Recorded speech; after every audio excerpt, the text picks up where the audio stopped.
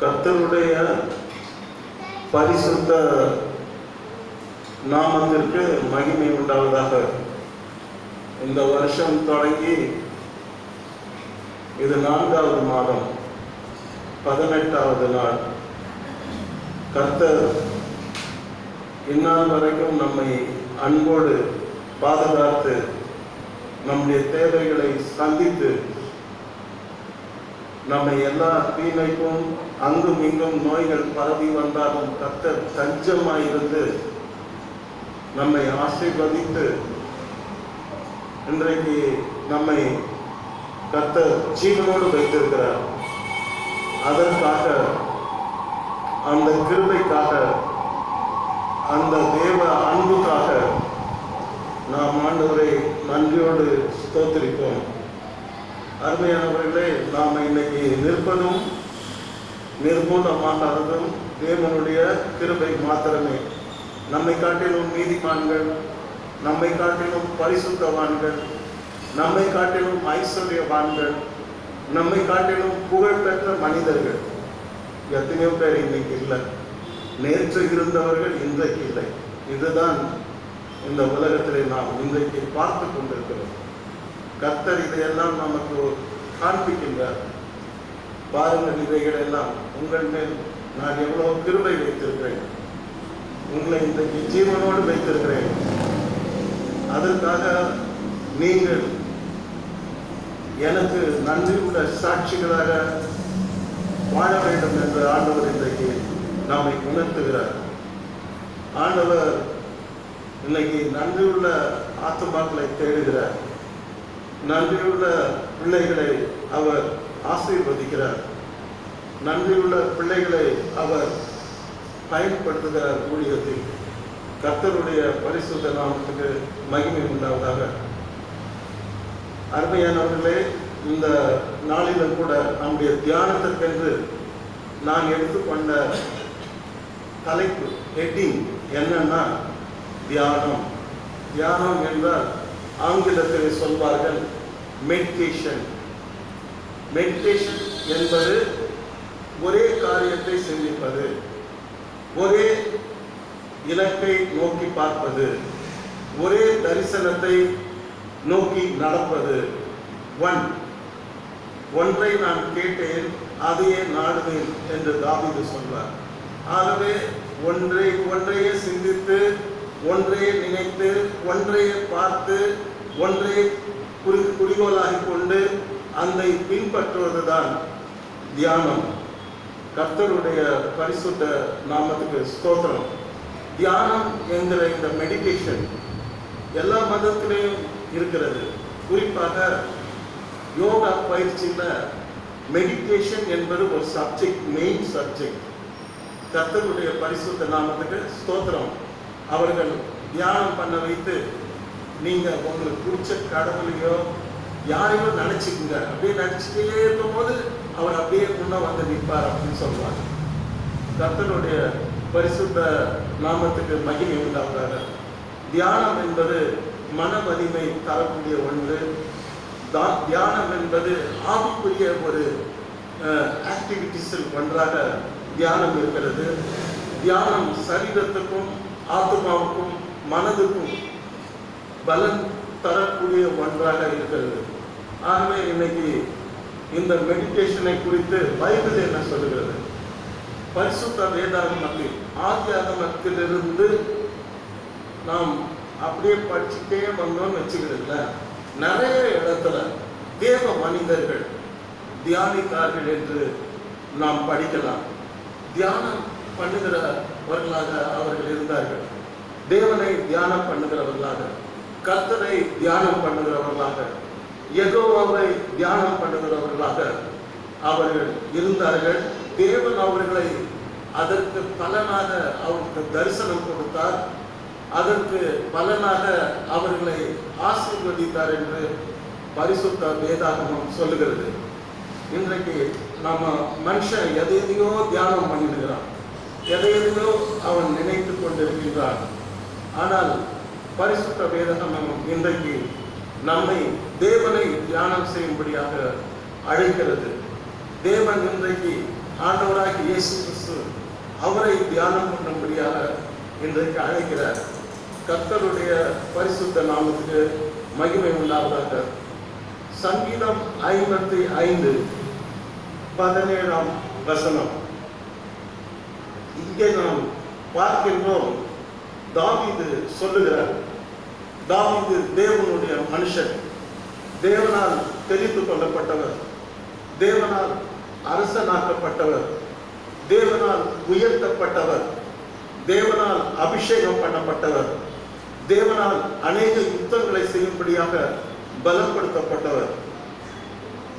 நாம் தாவீதை நன்றாக அறிவோம். கர்த்தர் சொல்வார், தாவீது என் இருதயத்துக்கு ஏற்றவன், என் சித்தத்தை செய்கிறவன் என்று ஆண்டவர் தாவீதை குறித்து சாட்சி கொடுக்கிறதை நாம் பரிசுத்த வேதாகமத்திலே படிக்கலாம். தாவீது தேவனை நன்றாக அறிந்தவர். தேவனை எப்படி ஆராதிக்க வேண்டும் என்று நமக்கெல்லாம் இந்த நாட்களிலே அவர் சாட்சிகளை அவர் எழுதி வைத்திருக்கிறார் என்றால் மிகையாகாது. இந்த 55ஆம் சங்கீதம் 17வது வசனத்திலே நாம் படிக்கின்றோம். தாவீது சொல்லுகிறார், அந்தி சந்தி மத்தியான வேளைகளிலும் நான் தியானம் பண்ணி முறையிடுவேன், அவர் என் சத்தத்தை கேட்பார் என்று தாவீது சொல்லுகிறார். எப்பெல்லாம் தியானம் பண்ணுவாரா? அந்தி சந்தி மத்தியான வேளைகளிலும். சொல்லுங்க, அந்தி சந்தி மத்தியான வேளைகளிலும் நான் என்ன பண்ணுவேன்? தியானம் பண்ணுவேன். I will meditate upon the Lord. I will meditate upon the word of God. I will meditate God alone என்று அவர் சொல்லுகிறார். அவர் அந்தியிலே அவர் தியானம் பண்ணினார், சந்தியிலே தியானம் பண்ணினார், மத்தியான வேளையிலே தியானம் பண்ணினார். அதை இன்றைய உலகத்துக்கும் வரப்போகின்ற உலகத்துக்கும் ஆவிக்குரிய வாழ்க்கையிலே நாம் தேவனை எப்படி தேவனிடத்திலே நாம் உறவாட வேண்டும், சஞ்சரிக்க வேண்டும், ஆராதிக்க வேண்டும் என்பதை அவர் சொல்லிக் கொடுக்க அதை சாட்சியாக எழுதி வைத்திருக்கிறார். இப்போ அந்தி சந்தி மத்தியான வேலை என்று 3 வேலையை சொல்லுகிறார். ஆக்சுவலி பார்த்தீங்கன்னா அந்தினா எனக்கே என்னன்னு தெரியல. நான் தமிழன் தான், உங்கள் குடும்பம் தான் தமிழர் குடும்பம் தான், ஆனால் எனக்கு படிச்சு தான் இருக்கேன். ஆனால் அந்தினா எனக்கு உண்மையில என்னன்னு தெரியல, சந்தினால எனக்கு என்னன்னு தெரியல. அது என்ன அந்தி சந்தி மத்தியான வேலை? உடனே ஆங்கில பைபிள் எடுத்து பார்த்தா ஈஸியாக தெரிஞ்சிடும். அங்கே என்ன போட்டிருக்காங்கன்னா, அந்தினா சாயங்கால வேலை. கேட்டீங்களா? அந்தினா என்னது? சாயங்கால வேலை. சந்தினா என்னது? சந்தினா ஏர்லி மார்னிங். புரியுதா? காலை வேலை. இது இன்னொன்று வெளிப்படையாக சொல்லிவிடுகிறார். அந்தி சந்தி மத்தியான வேலைகளிலும் உண்மை துதிப்பேன். மத்தியானம் என்பது வெளிப்படையாக நம்ம எல்லாருக்கும் நல்லா தெரிஞ்ச தமிழ். மத்தியான வேலையிலே நாம் தேவனை தியானம் பண்ணுவேன். அப்போ 3 வேலையை அவர் கர்த்தருக்கென்று ஒதுக்கி வைக்கிறார். கர்த்தர் ஒரு நாளைக்கு 24 மணி நேரத்தை நமக்கு கொடுத்திருக்கிறார். 8 மணி நேரம் தூங்குகிறோம், 8 மணி நேரம் வேலை பார்க்கின்றோம், இன்னும் நிறைய செயல்பாடுகளை நாம் செய்கிறோம். ஆனால் தாவீது திட்டமிட்டு தேவனை ஆராதிக்கிற மனிதனாக, பிளான் பண்ணி தேவனை ஆராதிக்கிற மனிதனாக, தியானிக்கின்ற மனிதனாக அவர் இருந்தார் என்பதற்கு இந்த வசனம் சாட்சியாக இருக்கிறது. நாமும் கூட இப்படிதான் தேவனுக்கென்று நேரத்தை ஒதுக்குகிற மக்களாக இருக்க வேண்டும். ஜெபிக்கிறதற்கு நேரம், தேவனை தியானிப்பதற்கு நேரம், தேவனுடைய வார்த்தைகளை நாம் படிப்பதற்கு நேரம், தேவனோடு கூட நம்முடைய பாரங்களை எல்லாம் எடுத்து வைப்பதற்கு நேரத்தை நாம் ஒதுக்கி வைக்க வேண்டும். அப்போ தாவீது 3 வேலைகளை தேவனுக்கு என்று ஒதுக்கி வைத்தார். ஒன்று, இன் தமிழ் பைபிள் படி அந்தி which means சாயங்காலம், சந்தி which means early morning காலை வேலை, அப்புறமா மத்தியான வேலை. 3 டைம் என்ன பண்ணுவார்? அவர் பெரிய ராஜாவா இருந்தாலும் அநேக அலுவல்கள் அவருக்கு இருந்தாலும் எல்லாத்தையும் தூக்கி போட்டு காலையில போய் தேவனை தியானம் பண்ணுவார், மத்தியானத்திலே போய் தேவனை தியானம் பண்ணுவார், பிற்பாடு அதிகாலையிலே தேவனை என்ன பண்ணுவாரு? தியானம் பண்ணுவார். இன்றைக்கு நாம் நம்முடைய ஆவிக்குரிய வாழ்க்கையை எப்படி நடத்துகிறோம்? ஏதாவது அர்த்தமுள்ள ஆவிக்குரிய வாழ்க்கையை நாம் நடத்துகிறோமா என்று இன்றைக்கு நாம் நம்மை நாமே கேள்வி கேட்டுக்கொள்ள வேண்டும். கர்த்தரிடத்திலே நம்முடைய உறவு எப்படி இருக்கிறது? தேவனிடத்திலே நம்முடைய ஃப்ரெண்ட்ஷிப் எப்படி இருக்கிறது? நாம் எப்படி அவரை தியானிக்கின்றோமா, மெடிடேட் பண்ணுகிறோமா என்பதை இன்னைக்கு நம்மை நாமே கேட்டுக்கொள்ள வேண்டும். ஒவ்வொரு தேவனை தியானம் பண்ணுகிற மனுஷனுக்கும் தேவன் ஒவ்வொரு ஆசீர்வாதத்தை வைத்திருக்கிறார். தாவீதுக்கு அந்தி சந்தி மத்தியான வேளையில அவர் தினமும் தேவனை தியானம் பண்ணினபடியால் அவர் கொடுத்த பலன், அவருக்கு கிடைச்ச பலன், அவருக்கு கிடைச்ச ஆசீர்வாதம், முதல் ஆசீர்வாதம் என்னவென்றால் அவருடைய ஜெபத்துக்கு அவர் என்ன கொடுத்தாரு? பதில் கொடுத்தார். கர்த்தருடைய பரிசுத்த நாமத்துக்கு ஸ்தோத்திரம். His prayer was answered. கர்த்தர் அவருடைய ஜெபத்துக்கு பதில் கொடுத்தார். ஆனால் அந்தி சந்தி மத்தியான வேளைகளிலும் நான் தியானிப்பேன். தியானிக்கும் பொழுதே நான் என்ன பண்ணுவேன்? என் பிரச்சனைகளை எல்லாம் அவருக்கு முறையிடுவேன். அல்லேலூயா. இன்னைக்கு ஒவ்வொரு தனிப்பட்ட மனிதனுக்கும் எத்தனையோ பிரச்சனைகள் இருக்கிறது. பிரச்சனைகளை யாரிடத்தில் கொண்டு செல்வது? I have a problem, you have a problem, we have a problem. பிரச்சனை எங்கே போய் முறையிடுவது? உலக மக்கள் கோர்ட்டுக்கு போவாங்க, உலகத்தார் போலீஸ் ஸ்டேஷனுக்கு போவாங்க, உலகத்தார் பஞ்சாயத்துக்கு போவாங்க, உலகத்தார் என்ன பண்ணுவாங்க? அவங்க குடும்பமா சேர்ந்து போவாங்க. ஆனால் இன்றைக்கு நாம் தேவனுடைய பிள்ளைகள், நாம் எங்கே போய் நம்முடைய பிரச்சனைகளை முறையிட வேண்டும் என்றால் தேவனிடத்திலே அந்தி சந்தி மத்தியான வேளைகளிலே நாம் போய் தேவனிடத்தில் நம்முடைய பிரச்சனைகளை என்ன பண்ணணும்? முறையிடணும். ஒரு சில உலக மக்களை பார்க்கும்போது எதனா ஒரு பிரச்சனை வந்தால் போலீஸ் ஸ்டேஷனில் போய் முறையிடணும். அவன் சொல்லுவான், நீ எழுதி கொடு அப்படின்னு சொல்லுவான். எழுதி கொடுத்த பிற்பாடு அவன் ஆக்ஷன் எடுத்து அந்த முறையீடெல்லாம் எடுத்து பார்த்து 2 பார்த்து வர வச்சு அவர் நியாயத்தை இருப்பார். கர்த்தருடைய பரிசுத்த நாமத்துக்கு ஸ்தோத்திரம். நாம் நம்முடைய பிரச்சனைகளை குறித்து முறையிடக்கூடிய ஒரே ஒரு இடம், அது தேவனுடைய சமூகம். தேவனிடத்தில் தான் நம்முடைய பிரச்சனைகளை, நம்முடைய ஒவ்வொரு பிரச்சனைகளையும் கொண்டு போய் அவருடைய பாதத்திலே நாம் என்ன பண்ணணும்? வைக்கணும். வேற எங்க போனாலும் நம்முடைய எங்கே போய் நாம் முறையிட்டாலும் நமக்கு நீதி கிடைக்காது. தேவனிடத்திலே நம்முடைய பிரச்சனைகளை முறையிடும் பொழுதுதான் நமக்கு என்ன கிடைக்கும்? நீதி கிடைக்கும். இப்ப நீங்க அவரை நாம பார்த்தீங்கன்னா அவர் ஜெபிக்கும் போது சொல்லுவார், லோத்து சோதம் மாட்டிட்டு இருப்பார் அவருடைய சகோதரர். ஆனா அவர் அவனுக்காக ஜெபம் பண்ணும்போது சர்வலோகத்துக்கும் நியாயாதிபதியே அப்படிங்கிறார். கர்த்தர் எந்த லோகத்துக்கு நியாயாதிபதி? சர்வலோகத்துக்கும்,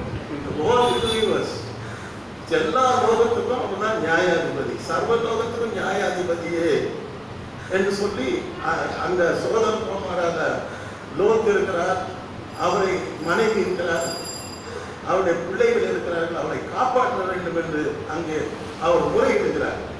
அவருடைய முறையிடுதல் கேட்கப்பட்டது.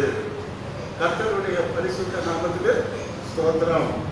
அருமையானவர்களே, பழைய ஏற்பாட்டு நாட்களிலே தேவனுடைய பிள்ளைகள் 3 வேளை அவர்கள் தேவனை தியானம் பண்ணும்படியாக, ஒரு நாளுக்கு 3 வேளை, மார்னிங், நூன் டைம், மத்தியான வேளை, சாயங்கால வேளை, 3 வேளையும் அவர்கள் தேவனை தியானிப்பதற்கென்று நேரத்தை குறித்து அவர்கள் அப்படியே தியானம் செய்தார்கள்.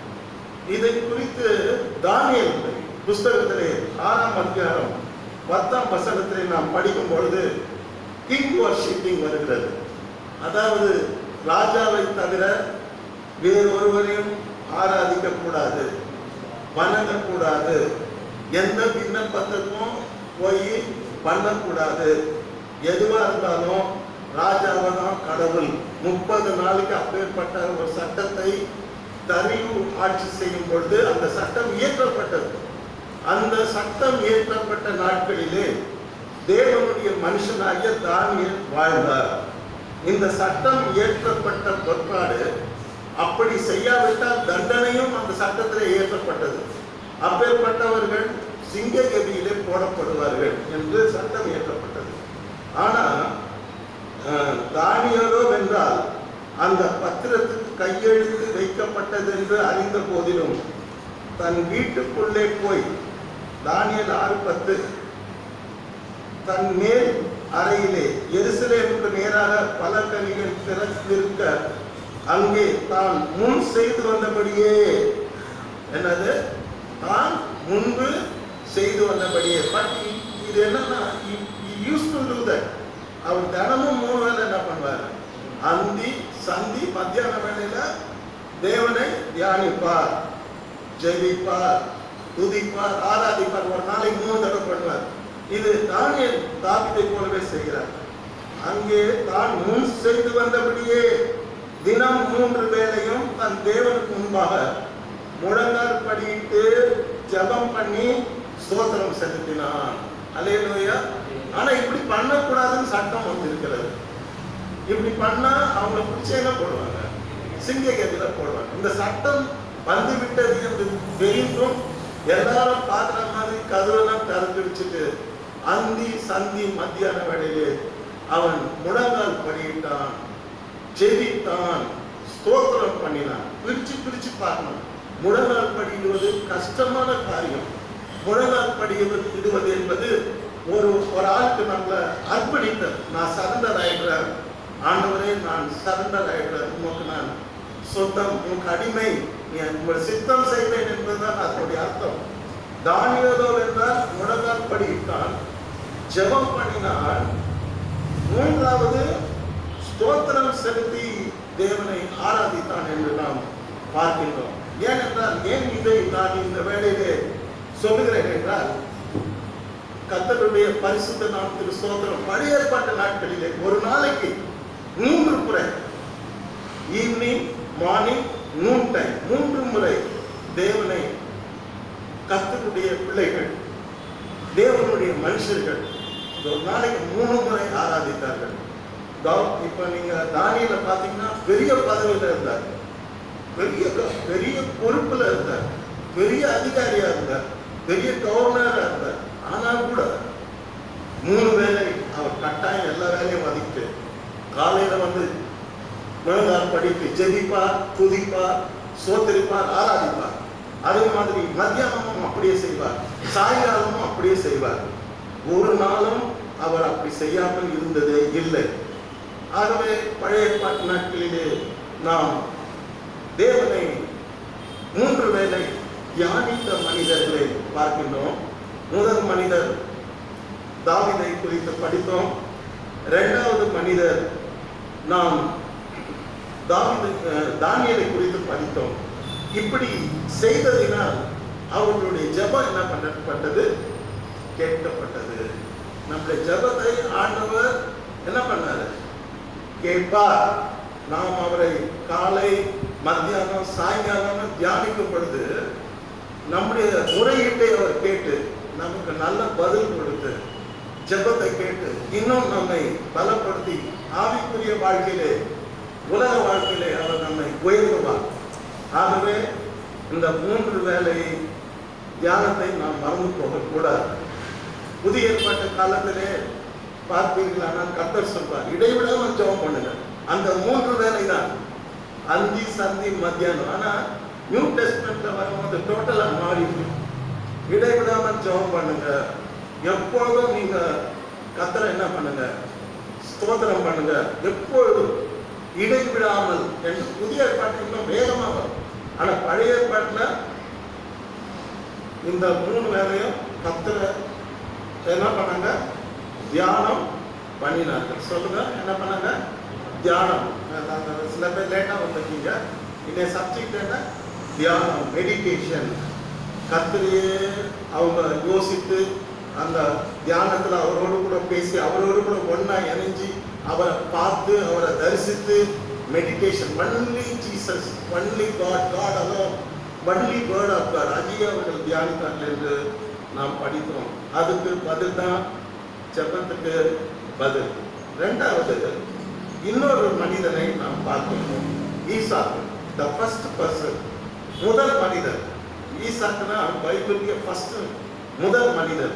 என்னது? தேவனை தியானம் பண்ணுகிற முதல் மனிதராக ஈசாக்கு இருக்கிறார். ஈசாக்கு சாயங்கால வேளையிலே தியானம் பண்ண வெளியிலே போயிருந்து வீட்டை விட்டு வெளியே போயிடுறார். ரொம்ப தூரம் ஒரு டெசர்ட் மாதிரி பண்ணி யாரும் இல்லாத இடத்துக்கு போயிடுறார் தேவனை தியானம் பண்ண. எப்ப போறாரு?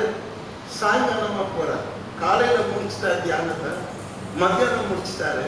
இப்ப ஈவினிங் டர்ன் வந்து எல்லாத்தையும் போட்டுட்டு வேலை கட்டி எல்லாத்தையும் போட்டுட்டு ஒரு மனாந்தரமான ஒரு பகுதியிலே அங்கே போய் தேவனை தனியாக தியானம் பண்ணுகிறார். சந்தோஷமாக ஜெபித்து ஸ்தோத்திரத்தை ஆராதித்து பாட்டு பாடி ஆண்டவரோடு கூட அவர் நெருங்கி சீவித்து சஞ்சரித்து அவரை தரிசித்து அங்கே தியானம் பண்ணுகிறார்.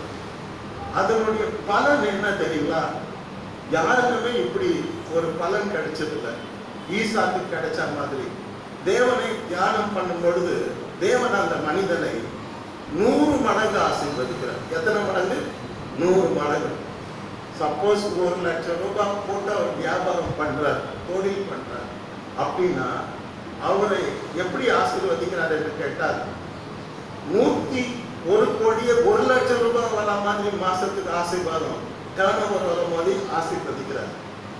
இந்த பைபிள்லயே 100 மடங்கு ஆசீர்வதிக்கப்பட்ட முதல் மனிதர், கடைசி மனிதரும் ஈசாக்கு தான். கர்த்தருடைய பரிசுத்த நாமத்துக்கு ஸ்தோத்திரம். கர்த்தர் உங்களை 100 மடங்கு ஆசீர்வதிக்க இன்றைக்கு காத்துக் கொண்டிருக்கிறார்.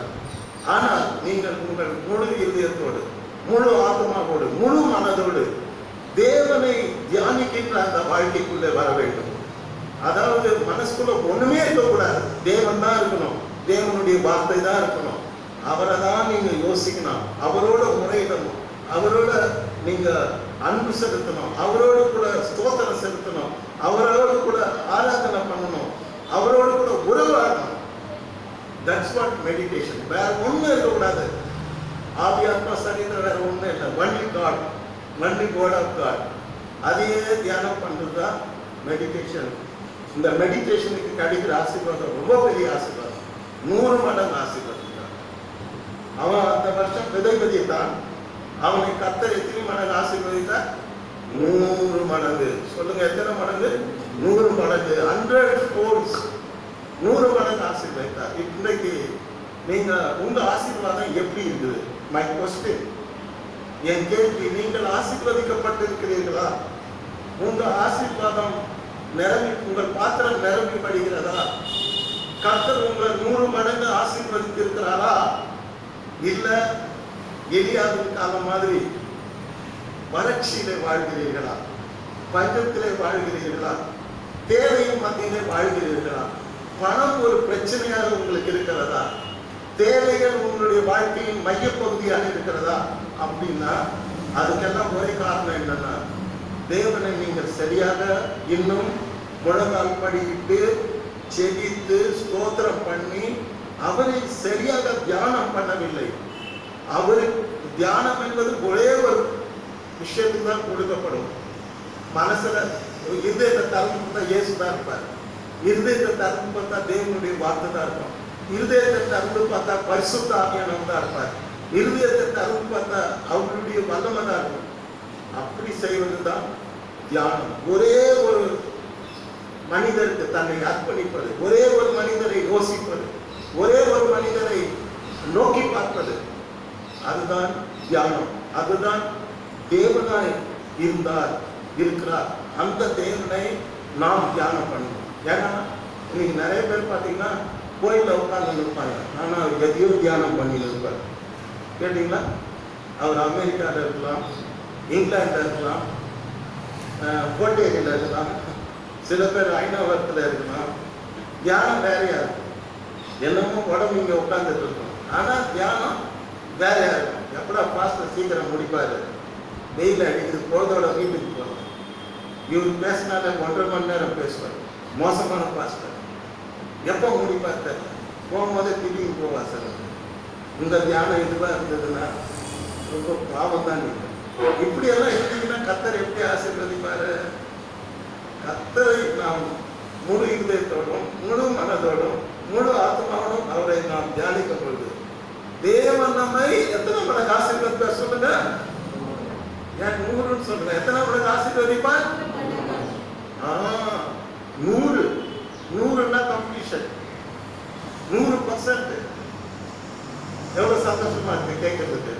இன்னைக்கு நிறைய பேருக்கு பணம் ஒரு பிரச்சனையா இருக்குது. ஏன் தெரியுங்களா? அவங்கெல்லாம் தேவனை தேடாதவங்க, தேவனுக்கு இன்னும் தன்னை அர்ப்பணிக்கல, தேவனை முழுக்க முழுக்க அவங்க தியானம் பண்ணல.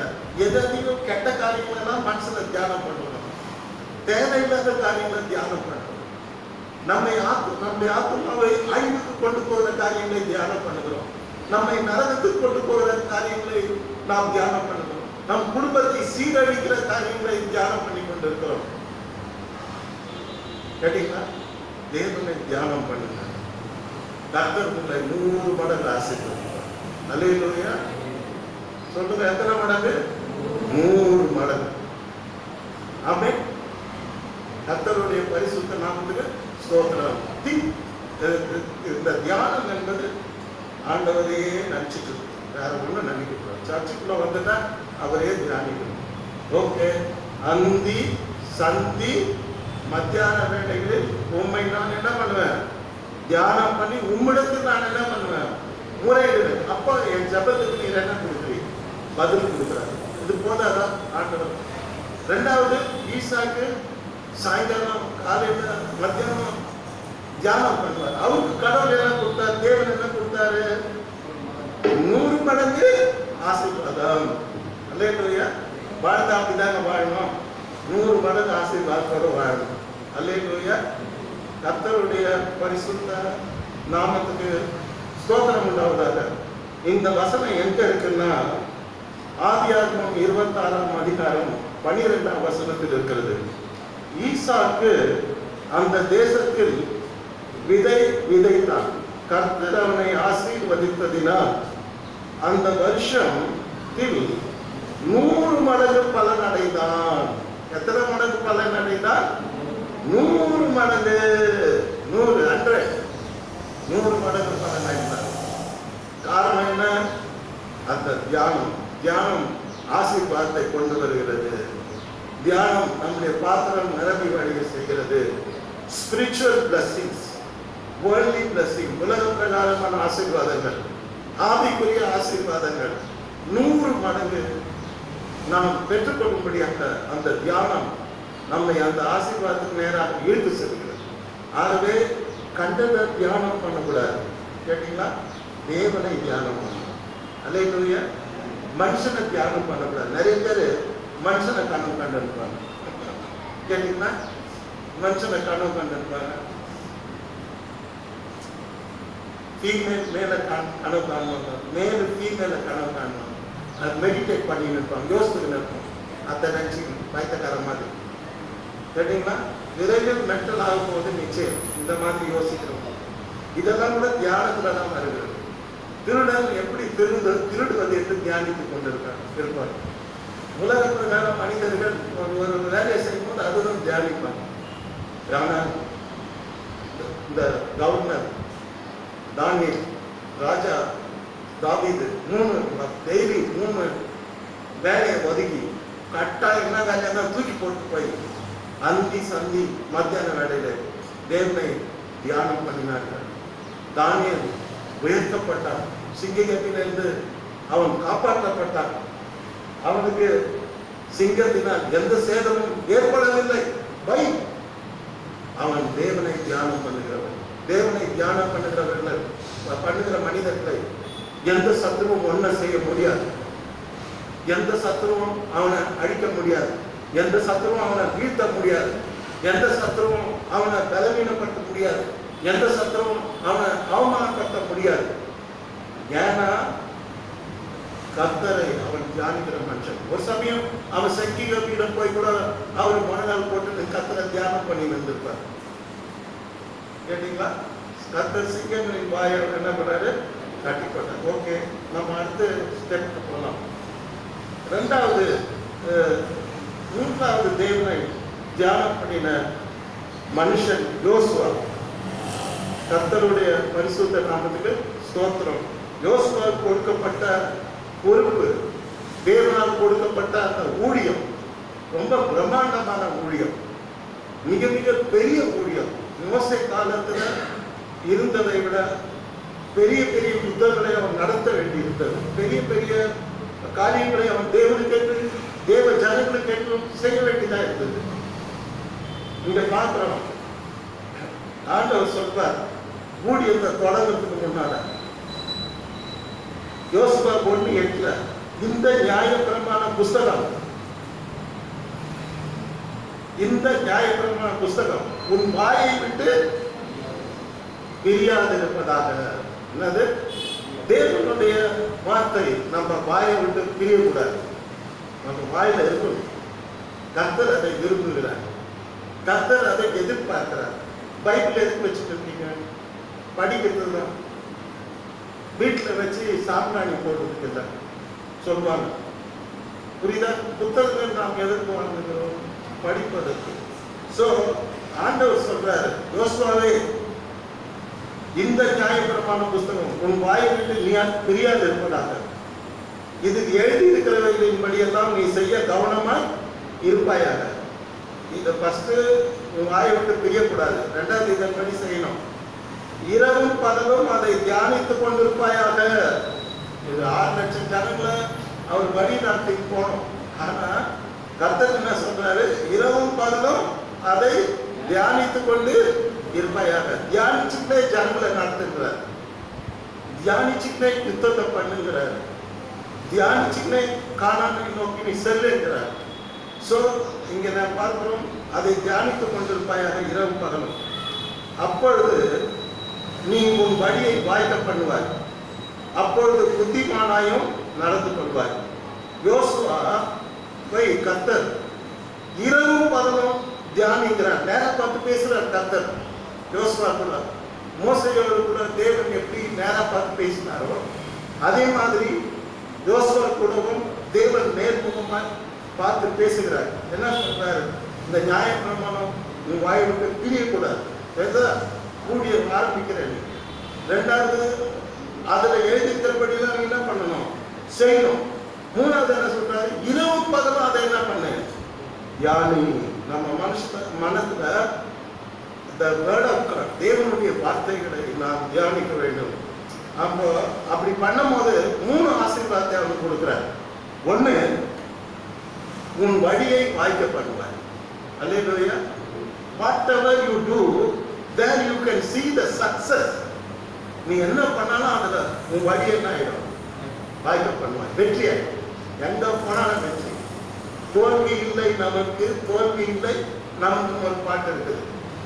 புரியுதா? அது மாதிரி நீங்க இரவு பகலும் என் வசனத்தை, என் நியாயப்பிரமாணத்தை நீ தியானிச்சுட்டு இருந்தீங்கன்னா whatever you do, you can see the success. உன் வழியை நீ வாய்க்க பண்ணி கொள்வாய். கேட்டீங்களா? இன்னைக்கு எத்தனை பேருக்கு தோல்வி முகம், எத்தனை பேருக்கு ஏமாற்றம், எத்தனை பேருக்கு ஃபெயிலியர்ஸ், எத்தனை பேருக்கு டிப்ரெஷன், எத்தனை பேருக்கு டிசப்பாயின்மெண்ட், எத்தனை பேருக்கு ஃப்ரஸ்ட்ரேஷன், எத்தனை பேருக்கு நான் ஏன் வாழ்கிறேன் என்ற கேள்வி. why? because இரவு பகலும் நீங்க தப்பான காரியத்தை தியானிக்கிறீங்க. தேவனை தியானிக்கல, தேவனுடைய நியாயப்பிரமாணத்தை தியானிக்கல, பழைய ஏற்பாட்டு புதிய ஏற்பாட்டு வசனங்களை நீங்க தியானிக்கல. something else you are meditating. therefore you are losing great victory. ஒரு பெரிய ஜெயத்தை, பெரிய ஆசீர்வாதத்தை இழந்து கொண்டிருக்கிறீர்கள். இப்போ நீங்க யோசுவாவை பாருங்க, அவர் சொல்ற கர்த்தர் இரவு பகலும் தியானம் பண்ணு, உன் வழியை என்ன பண்ணுவாய் சொல்லுங்க, உன் வழியை என்ன பண்ணுவாய், நல்ல வார்த்தை, உன் வழி என்ன பண்ணுவாய், வாய்க்க பண்ணுவோம். சக்சஸ் எங்க போனாலும் சக்சஸ், மண்ணம் தொட்டா கூட பொண்ணு ஆயிடும். Everywhere you can find success, no failure. கேட்டீங்களா? தோல்வி கிடையாது, ஏமாற்றம் கிடையாது, அழுகை கிடையாது, வெற்றி. Because you are meditating the word of God. சரி, அடுத்து நான் ரெண்டாவது ஆசீர்வாதம் அவனுக்கு கொடுக்குற கர்த்தர், நீ புத்திமானா இருப்பாய். கர்த்தருக்கு ஸ்தோத்திரம். நம்ம புத்திமான் என்பது பெரிய வார்த்தை, பெரிய மேட்டர். இப்ப நமக்கு இன்னைக்கு நிறைய பேர் வந்து பாத்தீங்கன்னா புத்தி இல்லாததான் இருக்காங்க. குடும்பத்துல புத்தி இல்லாத மனைவிகள், புத்தி இல்லாத புருஷன்மார்கள். கேட்டீங்களா? எங்க போய் பார்த்தீங்கன்னா புத்திமானுக்கு தான் ஃபர்ஸ்ட் இடம் இல்லையா? எங்க ஆபீஸ்ல எல்லாம் ப்ரொமோஷன் கொடுப்பாங்க. ஃபர்ஸ்ட் சொல்லுவா யாரெல்லாம் எம்எஸ்சி பார்க்குறாங்க, செகண்ட் சொல்லுவா எம்காம் யாரெல்லாம் பார்க்குறாங்க. புத்திமான தேடுவாங்க, தேடி ஃபர்ஸ்ட் அவனுக்கு போஸ்டிங் கொடுக்குறாங்க. யூஜி தான் அப்புறம் தள்ளி கொடுக்குறாரு பின்னால. அப்போ என்ன பார்த்தோன்னா புத்திமான் இன்னைக்கு நாம் புத்திமான்களாக ஜீவிக்க வேண்டும் என்றார், நாம் புத்திமான்களாக நாம் இருக்க வேண்டும் என்றார்.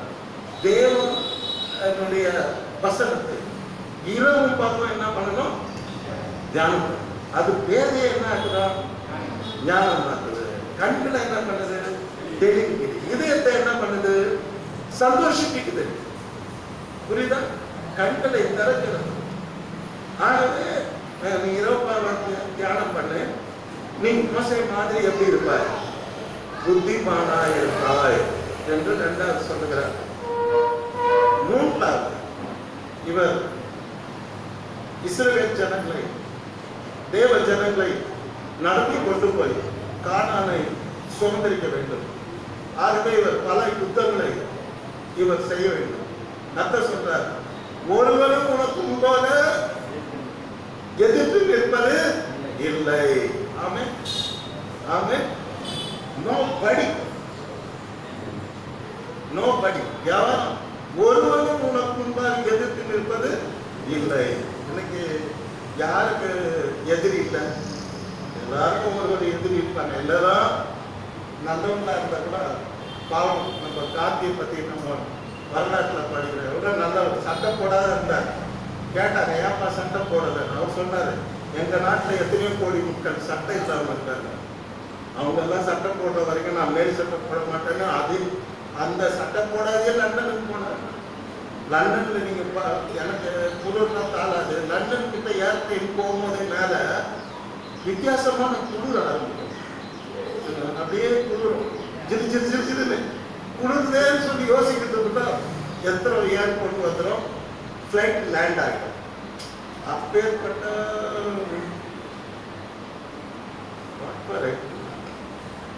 ஒருவனும் உனக்கு முன்பாக எதிர்த்து நிற்பது இல்லை. படிக்க கர்த்தருடைய பரிசுத்த நாமத்துக்கு தோத்திரம். ஒருவனும் யாரா இருந்தாலும் உன்னை எதிர்த்து நிற்பது இல்லை. இன்னைக்கு எப்பேற்பட்ட எதிரி நமக்கு விரோதமான ஆயுதங்களை உருவாக்கினாலும் தேவன் அதை வாய்க்காமல் போக பண்ணுவார். உனக்கு விரோதமாய் உருவாக்கப்படும் ஆயுதங்களை நான் வாய்க்காமல் போக செய்வேன் என்று ஆண்டவர் சொல்லியிருக்கிறார். உனக்கு விரோதமாய் ஒரு வழியா வருவாங்க, 7 வழியா ஓடி போவாங்க. உன் சத்துருக்கு முன்பதாக நான் உனக்கு ஒரு பந்தியை ஆயத்தப்படுத்தி உன் தலையை நான் எண்ணெயா அபிஷேகம் பண்ணுகிறேன். பாத்திரம் என்ன பண்ணுது, நரம்பி வழிகிறது. ஒருவனும் உனக்கு முன்பாக எதிர்த்து நிற்பது இல்லை. இந்த 3 ஆசீர்வாதத்தை எதுக்காக கொடுக்குறாங்க? இரவும் பகலும் நீ இந்த நியாயப்பிரமாணத்தை என்ன பண்ணு, தியானிட்டு இருந்தீங்கன்னா, if you meditate the word of God, if you meditate my commandments, then I will give you these 3 blessings. ஒன்று, உன் வழியை வாய்க்க பண்ணுவாய். உனக்கு எப்போ சக்சஸ். புரியுதா? சில பேரை பார்த்தா எல்லாமே தோல்வி தோல்வின்னு, ஆனா உன் வழியை வாய்க்க பண்ணுவாய். 2, புத்திமானா இருப்பார். Whatever the business you do, If I am doing ministry, I will be wise. If you are doing some business, worldly business, official, you will be wise. நீ புத்திமானா. மூணாவது ஒருவன்ன்றார். ஒருவன்னா யாரு? யாராகனா இருக்கலாம். ஒருவன் உன்னை எதிர்த்து நிற்பது இல்லை. Why? Because you are meditating the commandments of God, the word of God. ஆகவே தேவனுடைய வார்த்தையை இரவும் பகலும் யாரு தியானிச்சுனே இருக்காங்களோ அவங்க யாரும் எதிர்த்து நிற்க முடியாது. சாத்தான்களை பார்த்து பயப்படும். நீங்க சாத்தானை பார்த்து பயப்பட வேண்டிய அவசியம் இல்லை. அந்த சாத்தானே சொல்றோம், ஐயோ நான் செல்வி வீட்டுக்கு போக மாட்டேன், அது ராத்திரி பரவ உண்மையை யோசித்து இருக்குது ஆண்டவர், நான் அந்த வீட்டு பக்கம் போக மாட்டேன், வராது. Why? Because you are meditating the living God. உயிருள்ள தேவனை நீங்கள் ஆராதிக்கிறதா அதுக்கு காரணமாக இருக்க முடியும். கர்த்தருடைய பரிசுத்த நாமத்துக்கு ஸ்தோத்திரம். இது உங்களுக்கு தெரிஞ்ச வசனம். இரவும் பகலும் கர்த்தருடைய வேதத்தில் தியானமாயிருக்கிற மனுஷன் பாக்கியவான். அவனுக்கு கர்த்தருடைய வேதத்தில் பிரியமாயிருந்து இரவும் பகலும் அவனுடைய வேதத்தில் தியானமாயிருக்கிற மனுஷன் பாக்கியவான். அவனுக்கு கர்த்தர் கொடுக்குற ஆசீர்வாதம் என்ன? அவன் செய்வதெல்லாம் வாய்க்கும். பார்த்தீங்களா, அந்த தியானம்ங்கிறது ரொம்ப முக்கியம். நம்ம எதுதோ இன்னைக்கு தத்துவங்கள்லாம் பாஸ்டர் பேசுறேன். இந்த சிம்பிள் திங்ஸ் ஜனங்களுக்கு இதை கொடுத்துட்டா போதும், அவங்க ஆசீர்வாதமாக இருப்பாங்க. புரியுதா? சிம்பிள் திங் என்ன? கர்த்தருடைய வேதத்தில் பிரியமாயிரு, லவ் இட். செகண்ட், இரவு பகலும் அவருடைய வேதத்தில் என்ன பண்ண? தியானமாயிரு. அப்படி இருந்தீங்கன்னா நீ ஆசீர்வதிக்கப்பட்டோம். உனக்கு கிடைக்கிற ஆசீர்வாதம் என்னன்னா, முதல் ஆசீர்வாதம் அவன் செய்வதெல்லாம் வாய்க்கும். யாரு அவன்? இரவும் பகலும் கர்த்தருடைய வேதத்தில் பிரியமாயிரு தியானிக்கிற அவன் செய்வதெல்லாம் வாய்க்கும். எவ்வளோ இன்னைக்கு நம்ம பிஸ்னஸ் பண்ணல, நான் தான் ஆஃபீஸ் ஆகி எனக்கு தெரியாது, எத்தனையோ கோடி முதல் போட்டு பிஸ்னஸ் பண்ணுவாங்க. அவங்க செய்யறதெல்லாம் வாய்க்கணும் தான் அவங்க எதிர்பார்ப்பாங்க. ஒரு வீடை கட்டுறவன் இந்த வீடு நல்லா கட்டப்படணும் எதிர்பார்ப்பான். கஷ்டப்பட்டு அவன் பேங்க்ல கடன் வாங்கி கட்டுறான் இல்லையா? அப்போ எத்தனையோ எதிர்பார்ப்புகளோடு ஒவ்வொருவரும் ஒவ்வொரு காரியங்களையும் செய்கிறார்கள். ஆனா செய்தெல்லாம் வாய்க்கணும்னா நீ என்ன பண்ணணும்? கர்த்தருடைய வேதத்தில் பிரியமா இருக்கு. First you should love the word of God. ரெண்டாவது, இரவு பகலும் அதை என்ன பண்ணணும்? தியானம் பண்ணணும். பண்ண முடியுமா அப்படின்னு நீங்க கேட்டீங்கன்னா நிச்சயம் முடியும். கார் ஓட்டிங்களே நான் கர்த்தருடைய வேதத்தை மனசில் நினைச்சிட்டு போவேன். உன் வழிகளெல்லாம் அவரை நினைத்து போல் அவர் உன் பாதைகளை சேவைப்படுத்துவார். கேட்டீங்கன்னா, நான் ரொம்ப சின்ன பையன், ரொம்ப கம்பெனியில வேலை செஞ்சேன். 20 வயசு அப்படி பெரிய மிஷன் அதை ஆப்ரேட் பண்ணுவேன். ஆனால் என் மைண்டு என் இதெல்லாம் ஆண்டவரை பாட்டு பாடின்னு அவரை தியானம் பண்ணின்னு ஆப்ரேட் பண்ணுவோம். ரொம்ப கஷ்டமான பெரிய பாதி தூரம் இருக்காங்க. மிஷினை ஆப்ரேட் பண்ணால் பெரிய சந்தோஷம் பண்ணும், தைரியம் பண்ணும். அப்போ கூட ஆண்டவரை இரவு பகலும் தியானிக்கிறதுக்கு எந்த வேலையும் நிறுத்த வேண்டியது. அது business of our mind, business of our heart. நம்ம இதயத்தினுடைய வேலை அது. அது எப்படி துடிச்சுக்கிட்டே இருக்குதோ அப்படியே அதோடு கூட சேர்ந்து தேவனும் துடிச்சுக்கிட்டே இருக்கணும். இரவும் பகலும் உங்களுடைய வேதத்துக்கு பிரியமாக இருந்து தியானம் செய்கிற மனுஷன் பாக்கியம். அவன் செய்யறதெல்லாம் பாக்கியம். அவன் செழிப்பா இருக்கும். அவன் எப்படி இருக்கிறான் சொல்லுங்க? செழிப்பா இருக்கும். நீர்கால்கள் ஓடும் நடப்பட்டு தன் காலத்துக்கு கனி இலை இருக்கிற மரத்தை போல் இருப்பான். விச் மீன்ஸ் இது செழிப்பை காட்டுகிறது. நீ செழிப்பா இருப்ப.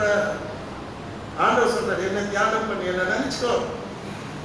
ஆட்டோ ஓட்டியா என்ன நினைச்சுக்கோ, ஏரோப்ளைன் ஓட்டியா என்ன நினைச்சுக்கோ, கார் ஓட்டியா என்ன நினைச்சுக்கோ, புல்லட் ஓட்டியா என்ன நினைச்சுக்கோ, கிளாஸ் நடத்துறியா கிளாஸ் நடத்தும் போது கத்தர் நடத்த நம்ம நினைச்சுக்கோ, என்ன நினைச்சுக்கோ. நீ செய்வதெல்லாம் பார்க்க, நீ செழிப்பா இருப்ப. இலை உதிராது இருக்கிற மரத்தை போல் இருப்பான். இலை உதிர்த்து விட்டால் அந்த மரம் மொட்டையா இருக்கும், ஒண்ணுமே இருக்காது. ஆனா கர்த்தரை தியானம் பண்ணுற மனுஷன் இலை உதிராது இருக்கிற மரம்.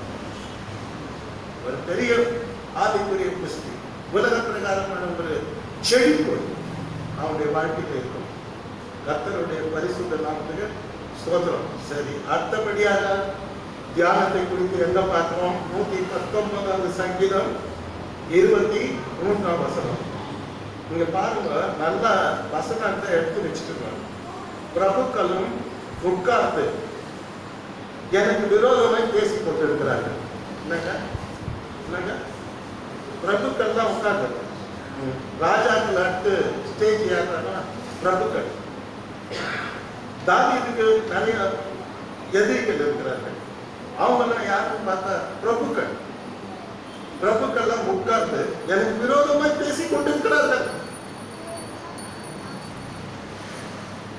தாவீதுடைய பிரச்சனையை பார்த்தீங்களா? கர்த்தருடைய இருதயத்துக்கு ஏற்றவன், கர்த்தருக்கு பிரியமானவன், கர்த்தரால அரசனாக்கப்பட்டவன், ராஜாவாக்கப்பட்டவன், கர்த்தரோடு இருக்கிற மனுஷன். ஆனா அவனுக்கு பிரச்சனை என்னன்னா நிறைய விரோதிகள். பிரபுக்களும் உட்கார்ந்து என்ன பண்றாங்கன்னா எனக்கு விரோதமாய் பேசிக் கொண்டிருக்கிறார்கள். ரொம்ப ஃபீல் பண்றாரு. அவரெல்லாம் அந்த பிரபுக்களெல்லாம் டேக்கிள் பண்ண முடியல, அவங்க மேற்கொள்ள முடியல, அவங்க கதையை அவரால் சால்வ் பண்ண முடியல. அப்படி சொல்லிட்டு என்ன சொல்றாரு? உமது அடியேனோ உமது பிரமாணங்களை என்ன பண்ணுகிறேன்? தியானிக்கிறேன். But I myself meditating your word of God, commandments of God, தேவனுடைய வார்த்தை, தேவனுடைய பிரமாணத்தை நாம் தியானித்துக் கொண்டிருக்கிறேன். Let them talk. They are going to put in shame. அவர்கள் அவமானப்படுத்தப்படுவார்கள், அவர்கள் வெட்கப்பட்டு போவார்கள். எனக்கு தெரியும் ஆண்டவரே, நானும் உண்மை தியானித்துக் கொண்டிருக்கிறேன். தியானம் என்பது அவரையே நோக்கி பார்க்கிறது, அவரை மாற்ற பிரபுக்களை நோக்கி பார்க்கவில்லை. அவங்க அவருக்கு விரோதமா பேசுறது அவருக்கு புரியுது, தெரியுது. ஆனால் அவங்க பார்க்கல. அவர் அந்த நேரத்துல கர்த்தரை நோக்கி பார்த்தார். அந்த பிரபுக்களை எல்லாம் தேவன் வெட்கப்படுத்தினார். தாவீது சொல்றார், கர்த்தருடைய முகத்தை என்ன பண்ணாரு? பிரகாசிக்க செய்தார். He made my face to shine. என் முகங்களை அவர் என்ன பண்ணாரு? பிரகாசிக்க பண்ணினார். ஆமென். நாம் ஆராதிக்கிற தேவன் நமக்கு விரோதமா ஒரு கூட்டம் உட்கார்ந்து நம்ம எப்படி டாபிக் பண்றது, கவுக்குறதுன்னு திட்டங்களை தீட்டினாலும் அவர்களுக்கு முன்பதாக தேவன் நம்மை அவரை ஆராதிக்கும் பொழுது அவருக்கு முன்பதாக கர்த்தர் நம்முடைய முகங்களை என்ன பண்ணுவார்? பிரகாசிப்பார். நாம் வெட்கப்பட்டு போகாதபடி அவர்கள் முன்னாலேயே தேவன் நம்ம என்ன பண்றார்? உயர்த்துவார். எத்தனை பேர் விசுவாசிக்கிறீங்க? விசுவாசித்தால் தேவனுடைய மகிமையை காண்பார். இந்த தியானத்தினுடைய மகிமையை பார்க்கணும். எப்பொழுதும் நம்ம விரோதமா யார் பேசினாலும் அவங்க எடுத்துக்காதீங்க, அவங்க பார்க்காதீங்க, தேவனை பாருங்க. ஒரு நாள் கர்த்தர் உங்களுக்காக அவர்களோட யுத்தம் பண்ணி அவர்கள் உங்களை வணங்கும்படி செய்யணும். புரியுதா? ஒருவனுடைய வழி கர்த்தருக்கு பிரியமா இருந்தா சத்து கூட வந்து வணங்குவான். எதிரி கூட என்ன ஆயிடுவான்? நண்பனா பாரு, வணக்கம் சகோதரா, என்ன மன்னிச்சிரு சகோதரா என்று சொல்லுவான். கர்த்தர் அருமையானவர்களே, கர்த்தர் உங்களை ஆசீர்வதிப்பாராக. தாவீது 63ஆம் சங்கீதம் 6ஆம் வசனம் 7ஆம் வசனத்தை சொல்லுகிறார். என் படுக்கையின் மேல் நான் உம்மை நினைக்கும் போது ராட்சாமங்களில் உம்மை தியானிக்கின்றேன். நீர் எனக்கு துணையாய் இருந்ததினால் உமது செட்டைகளின் மேலிலே களி கூறுவேன் என்கிறார். என்னங்க? என் படுக்கையின் மேல் நான் உம்மை நினைக்கும் போது, படுக்கும் போது தான் எல்லா நினைவும் வரும். நல்ல நினைவும் வரும், கெட்ட நினைவும் வரும், நிறைய அது பாட்டு ஓடிட்டே இருக்கு. ஆனால் தாவீது அழகா சொல்றார், என் படுக்கையின் மேல் நான் உண்மை நினைக்கிறேன். படுக்க என்ன நினைக்கிறேன்? நான் தேவனை நினைக்கிறேன், கர்த்தரை நினைக்கிறேன், கர்த்தர் சொன்ன வாக்குத்தத்தங்களை நினைக்கிறேன், அவருடைய அன்பை நினைக்கிறேன், அவருடைய கிருபையை நினைக்கிறேன், அவருடைய ஆளுகையை நினைக்கிறேன், அவருடைய நடத்துதல்களை நினைக்கிறேன். நான் படுக்கையின் மேலே கர்த்தர் என்னை மட்டும் நடத்தி கொண்டு வந்த ஒவ்வொரு வழிகளையும் நினைக்கிறேன். நீங்க படுத்துக்கணும் இப்படிதான் நினைக்கிறேன். கேட்டீங்களா? ஒவ்வொரு மனுஷனும் படுக்க போகும்போது படுக்கையில என்ன நினைக்கிறீங்க? தாவீது நமக்கு ஒரு ரோல் மாடலா இருக்க. என் படுக்கையின் மேல் நான் உண்மை நினைக்கிறேன், ராஜாமங்களில் உண்மை தியானிக்கின்றேன். ராஜாமன் என்ன தெரியுமா உங்களுக்கு? ராத்திரி 2 மணி 3 மணி இல்ல 4 மணி, அதான் ராஜாமம். கேட்டீங்களா? 2 3 4 5 கிடையாது. விடியல் காலம் சொல்லுவாங்க தமிழ்ல. ராஜாமங்களில் உண்மை தியானிக்கிறேன், நீ எனக்கு துணையா இருந்ததினால் உமது சட்டைகளின் கீழே நிழலிலே களி கூறுவேன். இப்ப என்னன்னா கேள்வி என்னன்னா, ராஜாமங்களில் தேவனே உண்மை தியானிக்கிறேன் என்று அவர் ராஜாமங்களில் தேவனை தியானித்திருந்தார். அவருக்கு கிடைத்த ஆசீர்வாதம் என்னன்னா, தேவன் அவருக்கு துணையா இருந்தார். அவருடைய கடந்த கால வாழ்க்கையிலே துணையா இருந்தார், நிகழ்கால வாழ்க்கையிலே துணையா இருந்தார், எதிர்கால வாழ்க்கையிலும் அவருக்கு ஆண்டவர் துணையா இருந்தார். நாம் நம்முடைய படுக்கையின் மேல் ஆண்டவரை நினைத்து கொண்டு ராஜாமங்களின் தேவனை நாம் தியானிப்போமானால் கர்த்தர் நமக்கு பயங்கர துணையா இருப்பார். ஆமென். கர்த்தருடைய துணை இல்லாமல் இனிமேலே யாரும் வாழ முடியாது. அல்லேலூயா. You cannot survive. கர்த்தருடைய துணை, கர்த்தருடைய துணை இல்லாம இனி யாருமே வாழ முடியாது. இனிமேல் உலகம் அப்படி மாறப்போகுது, இந்தியா அப்படி மாறப்போகுது. உலகத்தில் இருக்கின்ற 248 நாடுகள் அப்படிதான் இனி கதிக்காக போகுது. தேவனுடைய துணை இல்லாமல் ஒரு தனி மனிதன் வாழ முடியாது. We are living because of God. நான் அவர் பிழைத்திருக்கிறபடியா நான் பிழைத்திருக்கிறேன் அப்படிதான் நம்ம சொல்லணும். அவர் துணை இல்லாமல் யாரும் வாழ முடியாது. அப்போ நம்ம இவர் படுக்கையின் மேல கர்த்தரை நினைப்பதினாலும் அவரை நினைச்சுமே தூங்குறாரு. கண்டதை நினைச்சு தூங்கக்கூடாது, கர்த்தரை நினைச்சு தூங்கணும். அல்லேலூயா. சந்தோஷமா இருக்குதா? கர்த்தரை நினைச்சு தூங்கும் போது நம்ம நித்திரை இன்பமா இருக்கும். ராஜாமங்களில் இன்னும் என்ன பண்றாரு? தியானிக்கிறது. சீக்கிரமா படுத்துறாரு, 3 மணிக்குள்ள ஏற்று உட்காந்துட்டு ராஜாமங்களில் கர்த்தரை தியானித்துக் கொண்டிருக்கிறார். What are man? அதான் தாவீது பரம்பரையில் இயேசு கிறிஸ்து வருகிறார். சாதாரண அதுக்கு கர்த்தர் கொடுத்த பலன், தேவன் துணையா இருக்கிறார். அவர் செட்டையின் நிழலிலே களி கூட செய்கிறார். என்னது? ஒரு பறவை அந்த தாய் பறவையினுடைய சட்டைக்குள்ள, பாதுகாப்பான சட்டைக்குள்ள இருக்கும் போது தான் அது பரவசமா இருக்கும், சந்தோஷமா இருக்கும், விளையாடும், மேல ஏறி பார்க்கும், அம்மா மேல கடிச்சு பார்க்கும், கொத்தி பார்க்கும், என்ஜாய் பண்ணும், அம்மா கொடுக்குற சாப்பாடை சாப்பிடும். அந்த மாதிரி அவர் சட்டையின் நிழலிலே களி கூட செய்கிறார். அவர் சட்டையின் கீழ் அதை கிளப்புவது தம் சிறகுகளால் மூடுவார். அவர் சட்டையின் கீழ் அதை கிளம்புகவே தம் சிறகுகளால் என்ன பண்ணுவார்? மூடுவார். வேடனுடைய கண்ணிக்கும் பாடாக்கும் படைவாய்க்கும் நம்ம என்ன பண்ணுவாரு? தப்பு வைப்பார். நமது சிறகுகளாலே என்ன பண்ணுவாரு? மூடுவார். கர்த்தருடைய பரிசுத்த நாமத்தை சொல்றார். அவர் செட்டையின் நிழலிலே களி கூட செய்வார். If you meditate the Lord, ராஜாமங்களில் தேவனை தியானிக்கிற மனுஷனுக்கு கர்த்தர் துணையா இருக்கிறார்.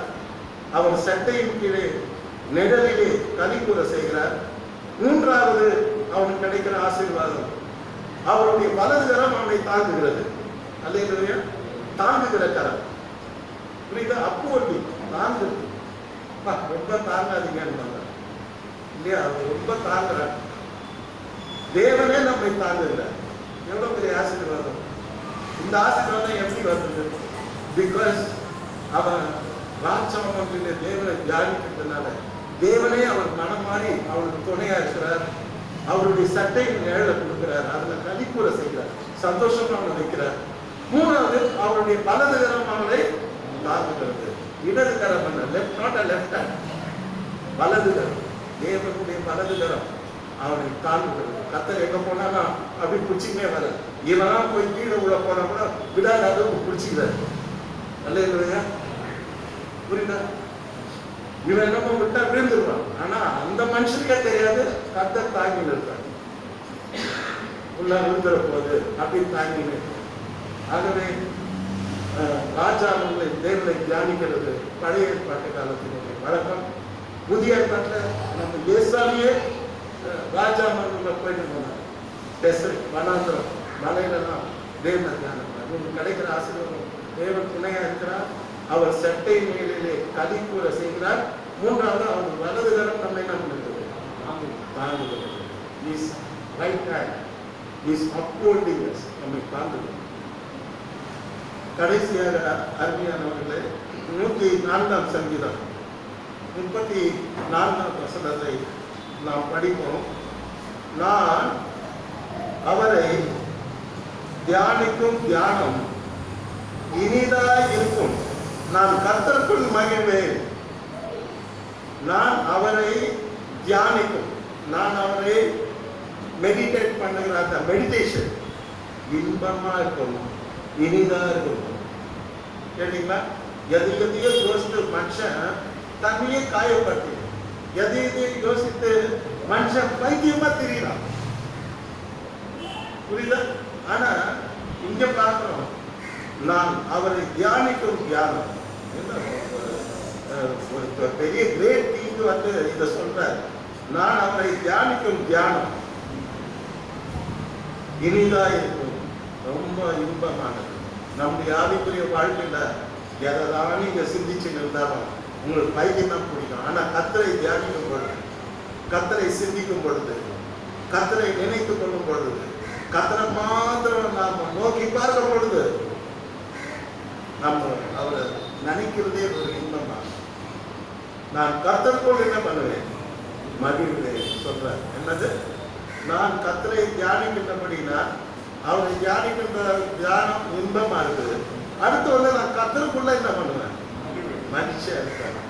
ஆபத்து சொல்வார், ஆட்டு இந்த மந்தை இல்லைன்னாலும், அத்தி மரத்துல அத்திப்பழம், முடிவு மரத்துல முடிவு பழம் இல்லைன்னாலும், அத்தி மரத்துல பழம் இல்லைன்னாலும், என்னுடைய தொழுவத்துல நாட்டு மந்தை இல்லைன்னாலும், விவசாயத்துல ஒன்றும் இல்லைன்னாலும், நான் கர்த்தருக்குள்ள எப்படி இருப்பேன்? மகிழ்ச்சியா இருப்பேன். அல்லேலூயா. இந்த மகிழ்ச்சி நமக்கு எப்ப கிடைக்கணும்? அவரை தியானிக்கும் பொழுது. அந்த தியானமே இனிதா இருக்கும். அதற்கு அவர் கொடுக்கிற பலன், அவர் மகிழ்ச்சி உள்ள ஒரு வாழ்க்கை, இந்த ஜாய்ஃபுல் கிறிஸ்டியன் லைஃப். அருமையானவர்களே, இந்த நாளில கூட தேவ சமூகத்தில் வந்து அந்தி சந்தி மத்தியான வேளைகளிலே தியானம் செய்வது எப்படி தேவ மனுஷர்கள் பழைய ஏற்பாட்டு காலத்திலே தியானம் செய்தார்கள், என்னென்ன ஆசீர்வாதங்களை அவர் பெற்றுக்கொண்டார்கள் என்று படித்தோம். நாமும் கூட வரப்போகிற நாட்களிலே நாம் தேவனை தியானிக்கின்ற பிள்ளைகளாக, தேவனை தியானிப்பதன் மூலமாக 100 மடங்கு ஆசீர்வாதத்தை பெற்ற பிள்ளைகளாக, அவர் நம்முடைய வழியிலெல்லாம் அவர் வாய்க்க பண்ணினார் என்று சாட்சி சொல்லுகிற பிள்ளைகளாக தேவதாமை நம்மை மாற்றுவதாக. கர்த்தர் தாமே உங்கள் அனைவரையும் ஆசீர்வதிப்பாராக. ஆமென்.